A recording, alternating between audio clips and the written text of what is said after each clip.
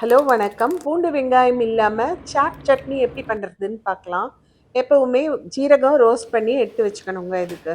ஒரு கட்டு கொத்தமல்லி, ஒரு கட்டு புதினா ரெண்டையும் ஆஞ்சி நல்லா கழுவி மிக்ஸி ஜாரில் போட்டுக்கலாங்க. அப்புறம் பச்சை மிளகா உங்கள் தேவைக்கு ஏற்ற மாதிரி எடுத்துக்கோங்க. அதை நல்லா நெருப்பில் சுட்டுருங்க. நல்லா சுட்டுட்டிங்கன்னா அதில் வாசனையும் நல்லா இருக்கும், காரமும் கொஞ்சம் குறையுங்க அதில். அப்புறம் இஞ்சி ஒரு துண்டு எடுத்துக்கலாங்க. ஒரு 1/2 இன்ச்சு எடுத்துக்கலாம். அதை மெல்லிஸாக கட் பண்ணி போட்டுக்கலாங்க. பாதி டேபிள் சால்ட்டு, பாதி ராக் சால்ட் எடுத்துக்கலாம். ஒரு ஸ்பூன் நல்லா வறுத்த ஜீரகம் அதையும் போட்டுக்கலாம். போட்டு எலுமிச்சம்பழம் உங்களுக்கு எவ்வளோ வேணுமோ உங்களுக்கு புளிப்புக்கு தகுந்த மாதிரி எடுத்துக்கோங்க. நான் ஒரு 2 டேபிள் ஸ்பூன் எடுத்திருக்கேன். தயிர் வேணும்னா அது கூட ஒரு 2 ஸ்பூன் எடுத்துக்கலாம் எக்ஸ்ட்ராவா. இதெல்லாம் போட்டு அரைக்க வேண்டியது தாங்க. இதை நீங்கள் எந்த வித சாட் ஐட்டத்துக்கும் நீங்கள் யூஸ் பண்ணலாம். ஒரு டிப்பாக கூட யூஸ் பண்ணலாம் இதை. அடுத்ததாக ஸ்வீட் சட்னிக்கு 50 கிராம் பேரிச்சம்பழம் எடுத்தீங்கன்னா 50 கிராம் புளி எடுத்து நல்லா கொதிக்கிற தண்ணியில் ஊற போட்டுக்கலாங்க.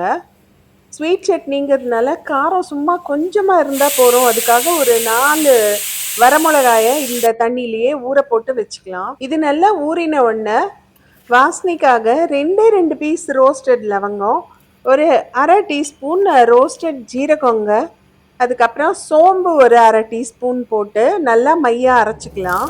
இப்போ இதை தாளிக்கிறதுக்கு எண்ணெயில் ஒரு 1/2 டீஸ்பூன் ஓமமும் 1/2 டீஸ்பூன் ராக் சால்ட் போட்டுக்கலாங்க. அப்புறம் நல்லா மிளகாப்பொடி ஒரு 1/4 டீஸ்பூன் போட்டு இப்போ அரைச்ச விழுதையும் இதில் கொட்டி வச்சுக்கலாங்க. எல்லாம் டக்குன்னு போட்டுருங்க. எண்ணெய் ரொம்ப காஞ்சி போச்சுன்னா மசாலா தீஞ்சு போயிடும். இப்போ இதில் ஒரு 2 டேபிள் ஸ்பூன் நல்லா வெள்ளைத்தூளையும் போட்டு இப்போ காஷ்மீரி பொடியும் போட்டுக்கலாம் கலருக்கு. போட்டு நல்லா கலர வேண்டியது தாங்க. இந்த சாட் சட்னிக்கு வாசனை கொடுக்கறது ரோஸ்டட் ஜீரகம் தான். ஒரு 1/4 டீஸ்பூன் பெருங்காயமும் போட்டுக்கலாங்க இதில். அப்போ போட்டு நல்லா கொஞ்ச நாள் ஒரு 2-3 நிமிஷம் நல்லா அப்படியே அடுப்பில் வச்சுருங்க. அதுக்கப்புறமா அடுப்பை ஆஃப் பண்ணிவிட்டு நல்ல ஒரு 1/4 டீஸ்பூன் ஜிஞ்சர் பொடி, அதாவது சுக்கு பொடியை போட்டு மூடி வச்சிட வேண்டியது தாங்க.